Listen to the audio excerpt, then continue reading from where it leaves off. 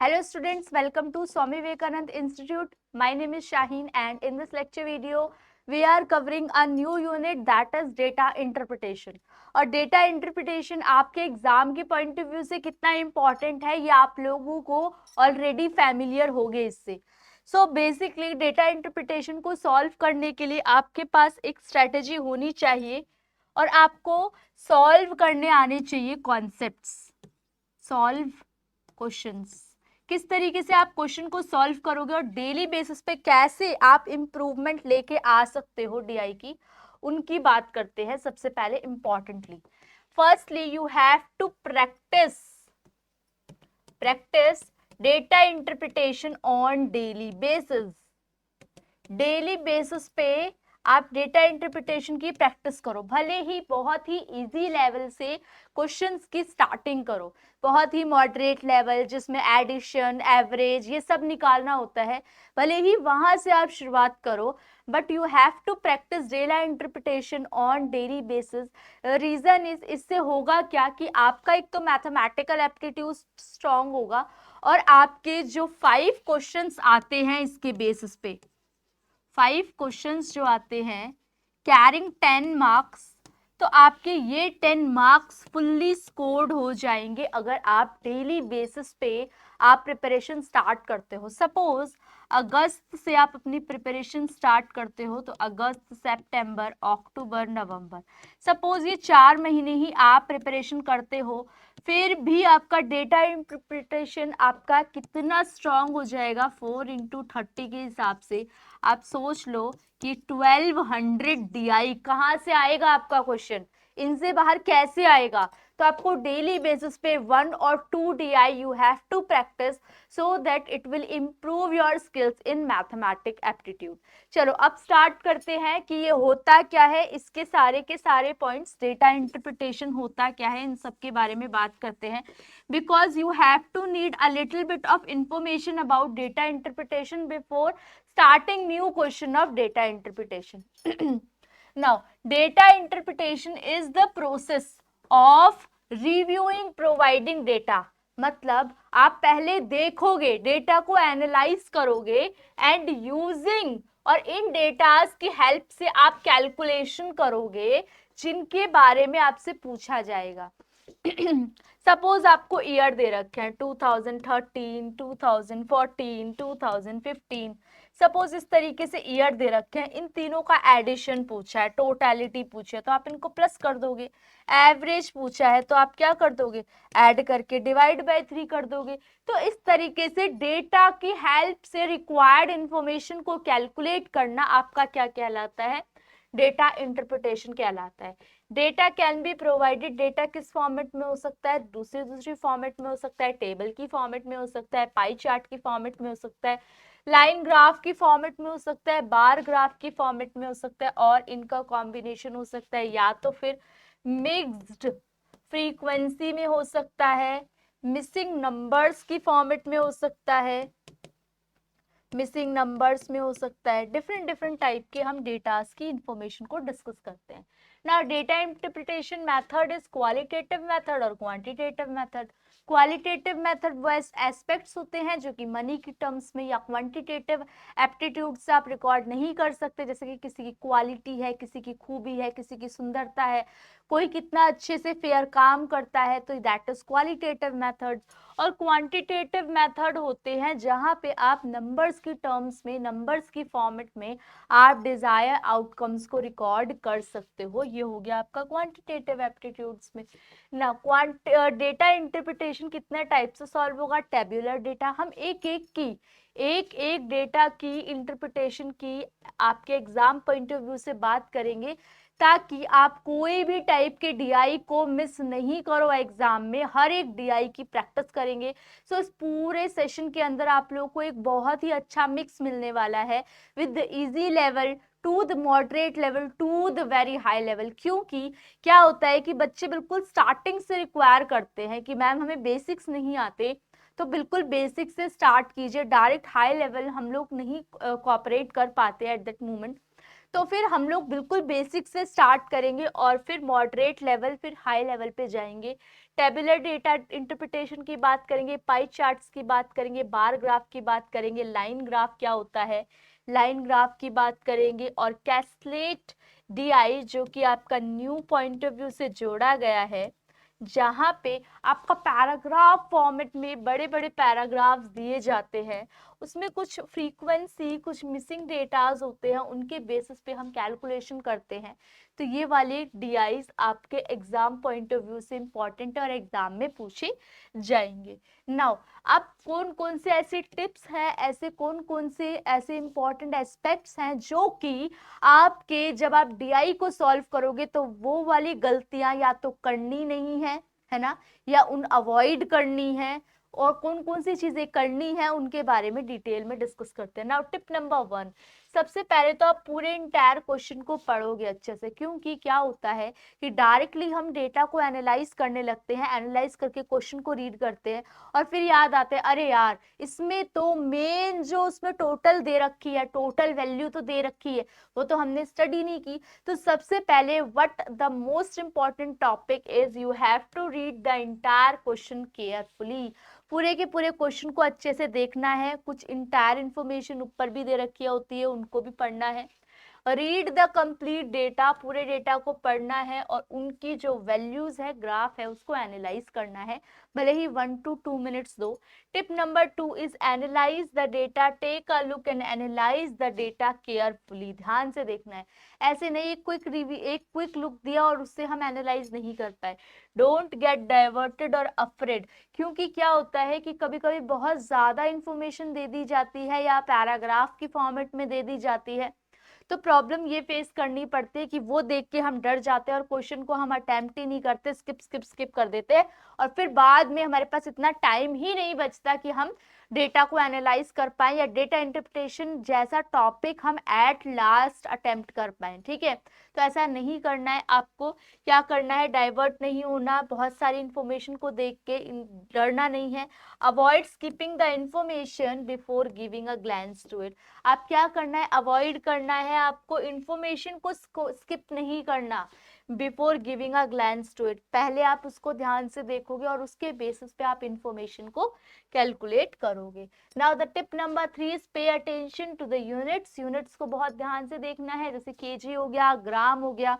कभी कभी जो इन्फॉर्मेशन होती है वो किलोग्राम के बेसिस पे दे रखी है और आपसे डेटा ग्राम की फॉर्मेट में पूछा है। स्पीड मान लो आपको मीटर पर सेकंड के हिसाब से दे रखी है और किलोमीटर पर आवर में आपको क्वेश्चन पूछा गया है। तो ये सब यूनिट्स होती हैं that you have to keep in mind while solving the question. Attention देनी है यूनिट्स पे। Time different units are used in one question, एक क्वेश्चन के अंदर। For example speed is given, speed kilometre hour में दे रखी है और टाइम को सेकेंड्स में कन्वर्ट करना है। So firstly you have to keep in mind that whatever the units will be given and whatever will be the answer is required. Okay, now use of approximation का भी use कभी कभी करना है if the options are adequately far apart। जब options दूर दूर दे रखे हैं तो आप अप्रोक्सीमेशन का भी यूज कर सकते हो, लेकिन अगर ऑप्शन 24.95, 24.87, तो इस वाले केस के अंदर आप अप्रोक्सीमेशन का यूज नहीं कर पाओगे क्योंकि जो ऑप्शंस हैं वो बहुत क्लोज हैं। तो ऑप्शंस अगर दूर दूर है, 24 है, 28 है या इवन 30, 50 है, इस टाइप से है, तो आप क्या कर सकते हो, अप्रोक्सीमेशन का यूज डिवाइड में, परसेंटेजेस वगैरह में कर सकते हो। Now adequately for a part, then you can approximate values, fractions and percentages to nearby number which can ease our calculations, जो कि हमारी कैलकुलेशन को थोड़ा सा आसान कर देती है। Tip number 5 is use of last digit check if all option are different. अगर हमें 4592, 4596, 4580 इस टाइप से दे रखा है तो कभी कभी लास्ट यूनिट के बेसिस पे भी आप आंसर कैलकुलेट कर लेते हो।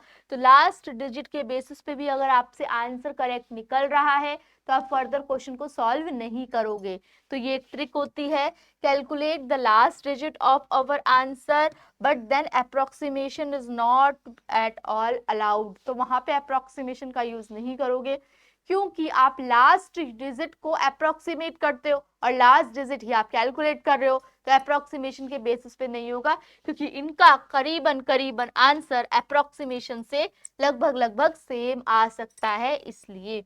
नाउ टिप नंबर 6 इज, जितनी ज्यादा से ज्यादा कोशिश हो सकती है mental calculation you have to use, not the writing type of calculation.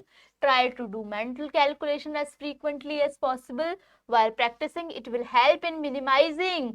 ये कोशिश करेगी कि आप कम से कम क्वेश्चन को कम से कम टाइम में ज्यादा से ज्यादा क्वेश्चंस को अटेम्प्ट कर सको।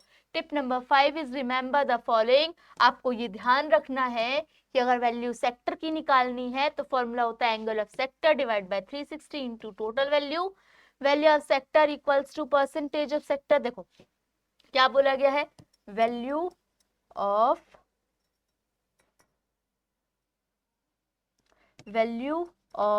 सेक्टर क्या होगी, value of sector equals to angle, जितना एंगल गिवन है। जैसे कि ये है क्वेश्चन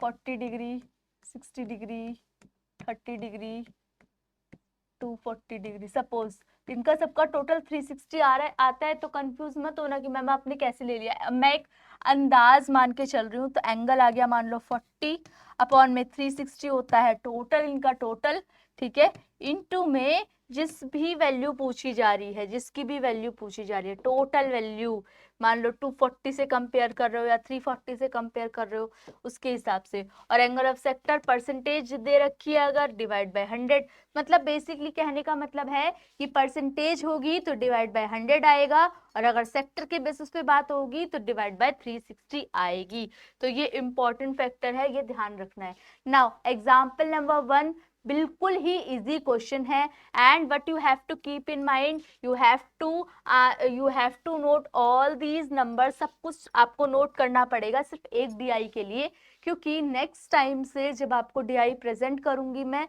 तो हर एक क्वेश्चन के साथ डीआई की अवेलेबिलिटी होगी, बट इस क्वेश्चन के अंदर आप लोगों को सारी की सारी इंफॉर्मेशन नोट करनी पड़ेगी, सो दैट कि आप क्वेश्चन को बहुत ही अच्छे से अटेम्प्ट कर पाओ। Now you have 1 minute to note all these values, जल्दी से नोट कर लो।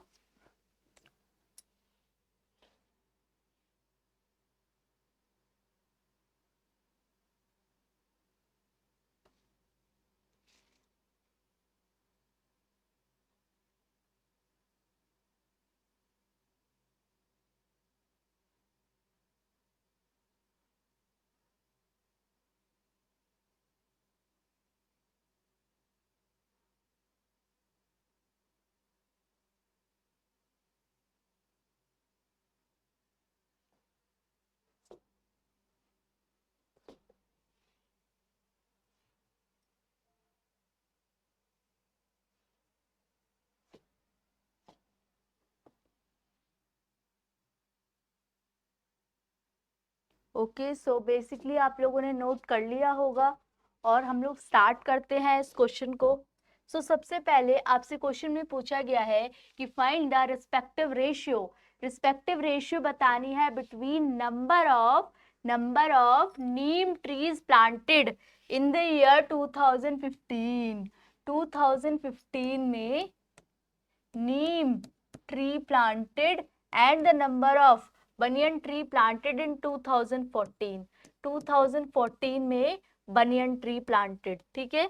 तो अब आप देख सकते हो कि इसके अंदर नीम ट्री प्लांटेड इन 2015।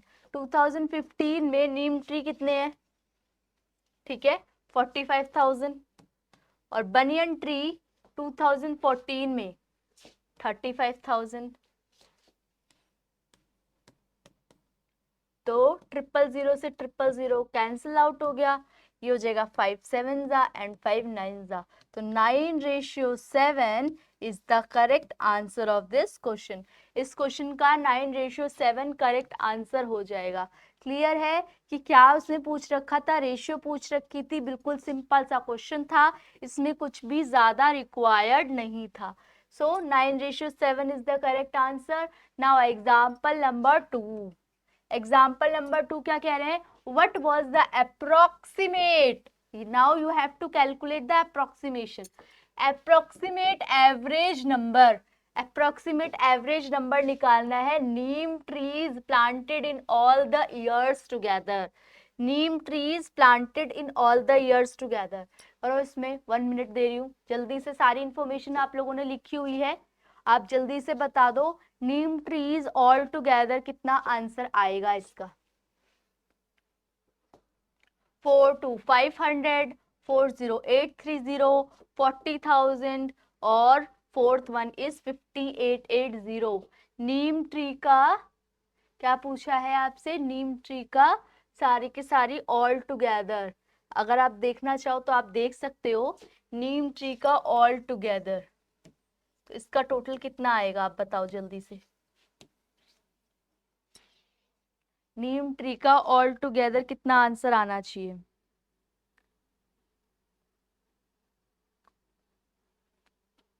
ठीक है, तो बिल्कुल सही 4830, तो इसका आंसर आ चुका है दैट इज 40,830। इन सब का टोटल आ जाएगा। ठीक है, इन सब का total. Now the next one, how many percent more teak trees planted by the government in the year 2017। 2017 में जो टीक ट्रीज थे वो कितने ज्यादा थे कंपेयर टू 2016। 16 के कंपैरिजन में 17 में टीक ट्रीज कितने थे, तो हम देख सकते हैं इसके अंदर, देखो जल्दी से इसको सॉल्व करो। टीक ट्रीज,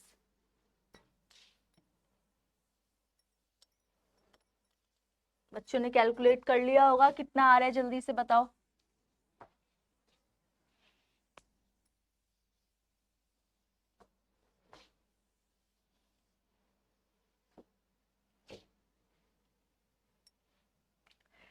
टीक ट्रीज 2017 2016, तो कितने का डिफरेंस आ रहा है 10,000 का।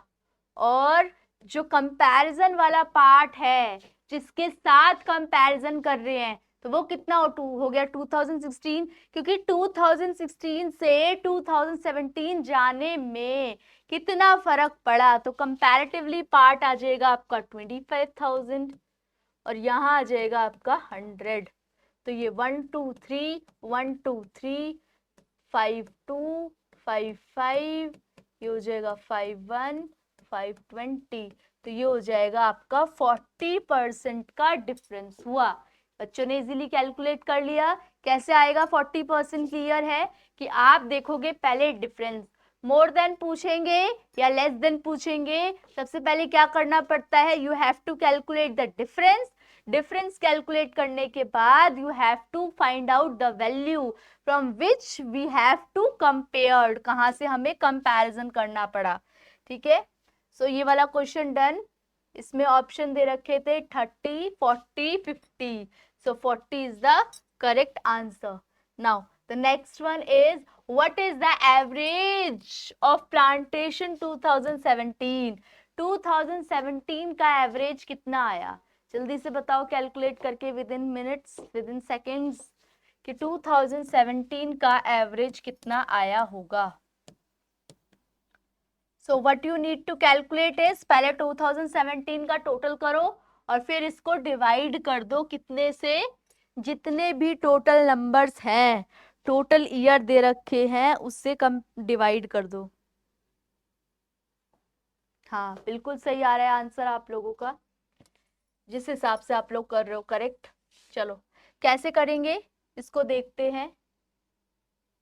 2017 का एवरेज पूछ रहे हैं, तो 2017 का एवरेज 1, 45,000, 55,000 एंड 35,000। सो 45 प्लस 55, तो ये कितना हो जाएगा आपका 100 प्लस 35 135 डिवाइड बाय 3, तो 3 4 जा 12 और 3 5 जा 15, तो 45,000 इसका करेक्ट आंसर आ जाएगा। 45,000 इसका करेक्ट आंसर आ जाएगा, क्योंकि 2017 में कितने प्लांट्स हैं, 3 प्लांट्स हैं, तो 3 से डिवाइड किया और टोटल नंबर वैल्यू निकाल ली टोटल ऐड करने के बाद। What is the total number of trees planted in all the years together, सारे के सारे साल के अंदर, सारे के सारे ईयर्स के अंदर टुगेदर कितनी आपकी वैल्यू आ रही है। इसमें ट्रीज भी काउंट करने हैं, इसमें ईयर्स भी काउंट करने हैं। चलो जल्दी से बताओ इसका आंसर कितना आएगा, कैलकुलेट करो। Total number of trees planted in all the years together. You need data? Okay.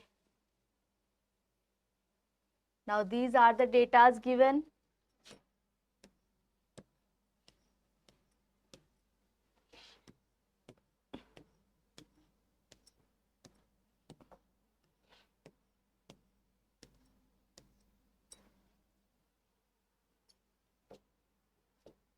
इसका टोटल कर लो पहले।